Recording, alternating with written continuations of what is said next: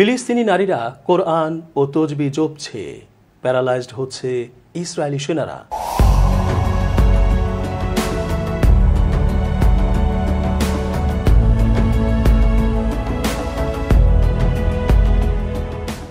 আসসালামু আলাইকুম সুপ্রিয় দর্শক, শুভেচ্ছা রইল। এস জে রতন স্বাগত জানাচ্ছি চেঞ্জ টিভির আন্তর্জাতিক চোখ অনুষ্ঠানে।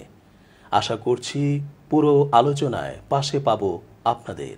আল্লাহ পাকের খেলা যেখানে শুরু হয় সেখানে আর কার শক্তি থাকে ওই মহানের সাথে লড়ার?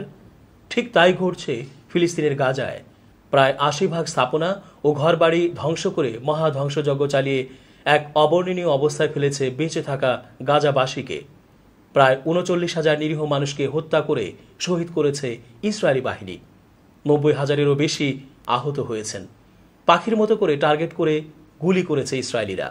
ব্যবহার করেছে স্নাইপার, নিষিদ্ধ ফসফরাস, আমেরিকার দেয়া অত্যাধুনিক অস্ত্র, ক্ষেপণাস্ত্র, মর্টার শেল। শিশুদের কচি কচি সুন্দর নিষ্পাপ মুখগুলো দেখেও তারা স্নাইপার দিয়ে নিখুঁত টার্গেট করে হত্যা করেছে। পরহেজগার নারীরা নামাজ পড়ছেন, কোরআন পড়ছেন, তজবি জপছেন। ঠিক সেই অবস্থাতেও হত্যা করেছে পাষণ্ড ইসরায়েলি বর্বররা। বিশ্লেষকরা বলছেন, এত কিছুর পরও ইসরায়েলি বাহিনী নিরীহ মানুষগুলোকে পাখির মতো করে মেরেও জিততে পারছে না। কারণ হচ্ছে হামাসের সাথে নিরীহ ফিলিস্তিনিদের সাথে মহান আল্লাহ পাকের সাহায্য আছে বলে। গাজার প্রায় সকল সক্ষম পুরুষ, যুবক, তরুণ সবাই হামাসের সাথে কাঁধে কাঁধ মিলিয়ে ইসরায়েলিদের বিরুদ্ধে যুদ্ধে লিপ্ত আছে। ফলে হামাসের জন্য সৈন্য কোনো বিষয় হচ্ছে না। আর গাজার সবাই বলা যায় জন্মগতভাবেই এক একজন যোদ্ধা হিসেবেই তারা বেড়ে ওঠে। কিন্তু অপরপক্ষে ইসরায়েলিদের সৈন্য সংখ্যায় টান পড়ছে। তাদের দেশের কেউই সেনাবাহিনীতে যোগদান করতে চাচ্ছে না। তাদের দেশের অনেকেই মনে করেন বেনিয়ামিন নেতানিয়াহু তার সেনাবাহিনী দিয়ে গাজায় যা করছে তারা শতাব্দীর জঘন্যতম অপরাধ করছে। এই বর্বরতাকে তারা সমর্থন করে না। নেতানিয়াহুর পতন চান তারা। তাই তো কয়েকদিন পরপরই সাধারণ নাগরিকরা নেতানিয়াহুর প্রতি, তার সরকারের মন্ত্রীদের প্রতি অনাস্থা প্রকাশ করছে, মিছিল করছে, বিক্ষোভ প্রদর্শন করছে। হামাসের সাথে যেমন হিজবুল্লাহ, হুথি, ইরাকি প্রতিরোধ ফ্রন্ট রয়েছে, তেমনি তারা মহান আল্লাহ পাকের কাছে রহমত প্রার্থনা করে যুদ্ধে নিয়োজিত থাকছেন।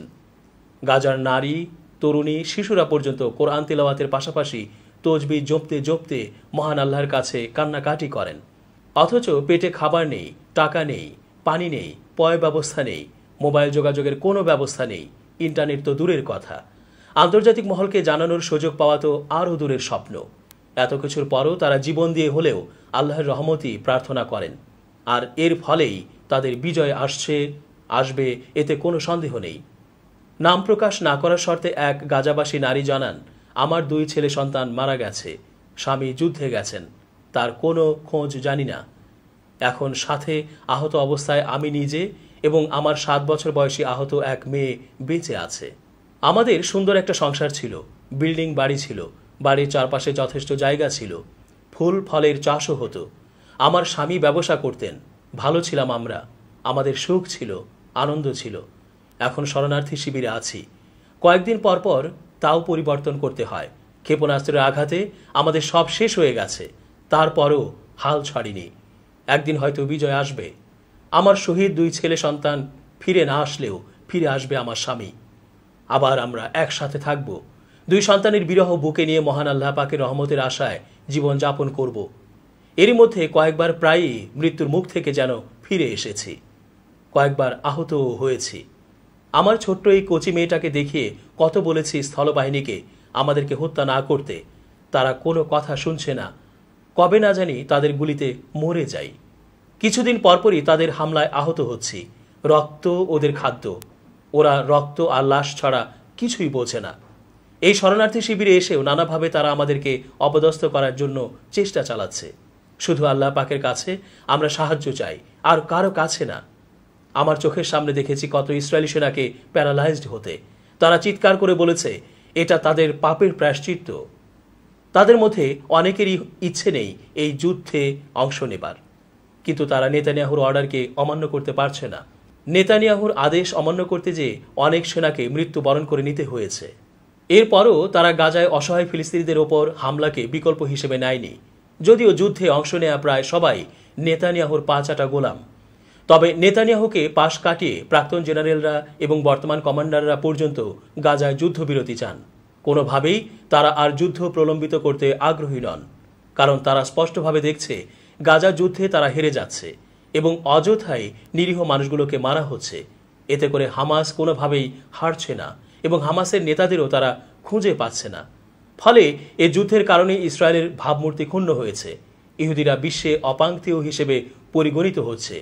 সবাই তাদেরকে নিয়ে ছি ছি প্রকাশ করছে, নানা ধরনের বয়কট কার্যক্রম চালাচ্ছে। এর প্রভাবে বৈশ্বিক ব্যবসায় ধস নেমেছে। কেএফসি, কোকাকোলা, ম্যাকডোনাল্ড সহ অন্যান্য বিশ্ব ব্র্যান্ডগুলোকে মানুষ বয়কট করছে। যুদ্ধের মধ্যে নামাজের সময় হলে হামাসের যোদ্ধারা যেভাবে যে অবস্থায় থাকছে সে অবস্থাতেই নামাজ আদায় করে। হতে পারে ইশারায়, হতে পারে চাদর বিছিয়ে, হতে পারে স্রেফ মাটিতে ধুলায়, কিন্তু নামাজ তারা ছাড়ে না। বন্দুকের নল শত্রুদের বুকের দিকে তাক করে রাখা অবস্থায় ট্রিগারে হাত রেখেই চলছে তসবিহ পাঠ। এদিকে প্রাক্তন প্রেসিডেন্ট ট্রাম্প নিজের দেশে সমাবেশে হামলার শিকার হওয়ায় মহা টেনশনে পড়েছেন নেতানিয়াহু। ইসরায়েলের তেল আবিবে নেতানিয়াহুর বাসভবনে যে কোনো সময় হামলা হতে পারে। তারা মনে করছেন ইরান ওই হামলার সঙ্গে জড়িত এবং ইরানের গোয়েন্দারা নেতানিয়াহুর কাছাকাছি আছে। যে কোনো সময় নেতানিয়াহুকে কাছ থেকে গুলি করে মেরে ফেলতে পারে। যদিও ইরান বারবারই বলছে তাদের কেউ ওই হামলার সাথে জড়িত নয়, কিন্তু এ কথা আর কেউ বিশ্বাস করছে না। তারা ভয়ে অস্থির হয়ে আছে। বিশ্লেষকরা বলছেন হিজবুল্লাহ এমন একটি সশস্ত্র সংগঠন যার কৌশল বোঝা কঠিন। কখন, কোথায়, কিভাবে হামলা করে নেতানিয়াহুকে শেষ করে ফেলবে তা কেউ জানে না। এই আন্তর্জাতিক সংগঠনটির গোয়েন্দা কার্যক্রমও বেশ নিখুঁত। বেশ কয়েক মাস আগে আমেরিকার লোক দেখানোর জন্য হলেও ইসরায়েলের কিছু সেনা কম্পাউন্ডকে নিষেধাজ্ঞা দিয়েছিল। এবারও ট্রাম্পের ওপর ওই হামলার পর ভয় পেয়ে বাইডেন প্রশাসন ইসরায়েলি কিছু সেনা কম্পাউন্ডকে আবারও নিষেধাজ্ঞা দিল। প্রশাসন বলেছে ওই সেনা কম্পাউন্ডগুলো আন্তর্জাতিক যুদ্ধ আইন লঙ্ঘন করেছে। আসলে পুরো ইসরায়েলি বাহিনী তো সকল মানবাধিকার লঙ্ঘন করে যুদ্ধ চালিয়ে যাচ্ছে, আর আমেরিকা ইসরায়েলকে সহযোগিতা করছে পুরো মাত্রায়। এর দায়ভার আমেরিকাকে নিতে হবে। আসল বর্বর ওই আমেরিকা। খবরে প্রকাশ, গাজার শিশুরা, কিশোরীরা পর্যন্ত অস্ত্র হাতে নিয়ে প্রতিরোধ করছে। এ যেন গাজার প্রত্যেকটি ধূলিকণা, ইটের অংশ, দালানের ভাঙা কাজ সবাই ইসরায়েলিদের বিরুদ্ধে রুখে দাঁড়িয়েছে। তারা একটা কথাই বলছে, আল্লাহু আকবার, আল্লাহু আকবার। আমরা সত্যের পথে, ন্যায়ের পথে আমাদের ভূখণ্ডকে রক্ষা করার জন্য প্রত্যেকটি জীবনকে কোরবানি করে দিয়েছি। ইসরায়েলি বাহিনীকে চিরতরে হটিয়ে দিয়ে এখানে শান্তির আবাস গড়ে তুলব। বিশ্বাসীরা বলছেন এই যুদ্ধ প্রাণের যুদ্ধ। এখানে আমাদের হেরে যাবার কিছু নেই, শুধু জয় আর জয়ই আমাদের জন্য অপেক্ষা করছে। আমাদের পেটে খাবার নেই, অভুক্ত আছি মাসের পর মাস ধরে, পরনে পরিষ্কার কোনো কাপড় নেই, গোসল নেই, স্বজনেরা কে কোথায় আছে জানা নেই, টাকা নেই, অবলম্বন নেই, থাকার জায়গা নেই, সম্মান রক্ষা করারও উপায় নেই। এত হাহাকারের মধ্যেও আমাদের জন্য যা আছে তা হলো মহান আল্লাহ পাক আমাদের সাথে আছেন। উনি আমাদেরকে হেল্প করছেন। আল্লাহ পাকের রহমতেই হাতের মুঠোয় আসবে কাঙ্ক্ষিত বিজয়। প্রিয় দর্শক, আজকের মতো এখানেই শেষ করছি। ভালো থাকুন। চেঞ্জ টিভিকে আমি তো মেলা দিন ধরে দেখছি। চেঞ্জ টিভি যতদূর সম্ভব বস্তুনিষ্ঠতার সাথে কাজ করছে এবং এই জন্য চেঞ্জ টিভির ভিউ আরও অনেক বেড়েছে, অনেক। আমি নিজে যে অনেকগুলো সভা করে মানে এখানে ইন্টারভিউ করেছি, কোনো কোনো ক্ষেত্রে আমি দেখেছি মিলিয়নের মতো হয়েছে ভিউ, মানে অন্য কোনো জায়গায় এত হয় নাই। আমি মনে করি চেঞ্জ টিভি ভালো কাজ করছে। প্রচণ্ড চাপ আছে, তার মধ্যেও চেঞ্জ টিভি যদি তাদের এই নিষ্ঠতা রাখতে পারে তাহলে এটা আরও ভালো করবে। আমি তাদের সাফল্য কামনা করি। চেঞ্জ টিভি একটি সক্রিয় গণমাধ্যম। এটি 5 বছর অতিক্রম করে 6ষ্ঠ বছরে পদার্পণ করতে যাচ্ছে। তাদের এই দীর্ঘ পদযাত্রায় আমরা সবসময় তাদের সঙ্গে ছিলাম, আছি এবং ভবিষ্যতেও থাকব।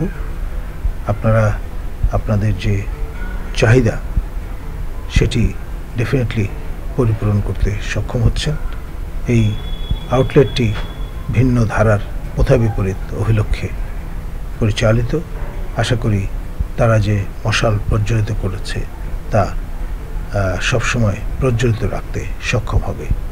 এই শুভকামনা তাদের প্রতি রইল। ধন্যবাদ।